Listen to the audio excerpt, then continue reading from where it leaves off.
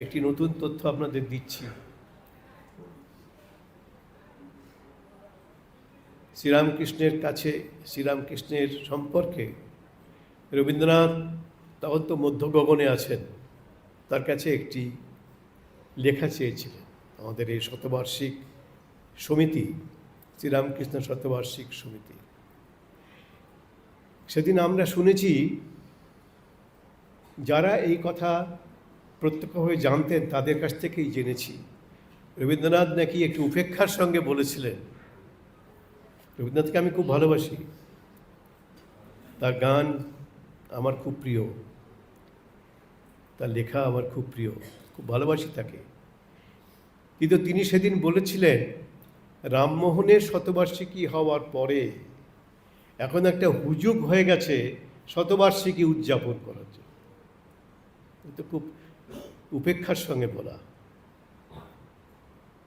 তা যারা গেছিলেন তাদের মধ্যে প্রধান ছিলেন স্বামী বিমুক্তানন্দ মহারাজ, নেই শরীরে এখন, বিখ্যাত সন্ন্যাসী, রামকৃষ্ণ মঠ মিশনের সারদা পীঠের যিনি প্রতিষ্ঠাতা, বেলুড় মঠের সঙ্গে লাগানো যে আমাদের বড় একটি কেন্দ্র সারদা পীঠ, তার তিনি প্রতিষ্ঠাতা। তো সে স্বামী বিমুক্তানন্দজি আরও ৩-৪ জন গেছিলেন শান্তিনিকেতনে রবীন্দ্রনাথের কাছে শ্রীরামকৃষ্ণ সম্পর্কে একটি লেখা তার কাছ থেকে সংগ্রহ করতে।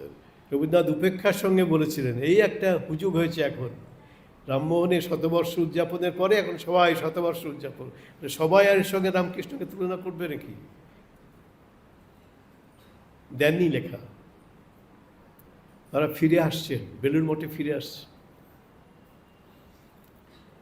এ সময় সেখানে ছিলেন শিল্পাচার্য, শিল্পগুরু নন্দলাল বসু, শান্তিনিকেতনে ছিলেন, রবীন্দ্রনাথের খুব স্নেহভাজন ছিলেন। চলে আসছেন ওরা, নন্দলাল বসু ঠাকুরের ভক্ত, তিনি শুনেছেন, শুনেই সঙ্গে সঙ্গে দৌড়েছেন রবীন্দ্রনাথের কাছে। এটা আপনি কী করলেন গুরুদেব? শ্রীরামকৃষ্ণের জন্ম শতবর্ষে তার সম্পর্কে একটা আপনার শ্রদ্ধা নিবেদন করলেন না? আপনাকে ইতিহাস কোনোদিন ক্ষমা করবে না। ওরা এখনও চলে যাননি, এখনও এই শান্তিনিকেতনের মধ্যে আছেন।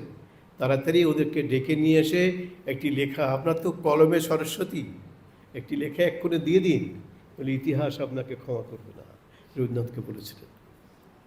ওর কথায়, আচার্য নন্দলাল বসুর কথায় রবীন্দ্রনাথ উপেক্ষার সঙ্গে হয়তো চাঁদ সদাগরের মনসা পুজোর মতো হয়তো 3-4 লাইন লিখে দিলেন। ওটাই দিয়ে একদম রত্নের মতো, এক্ষুনি আগে আমি আবৃত্তি করলাম, বহু সাধকের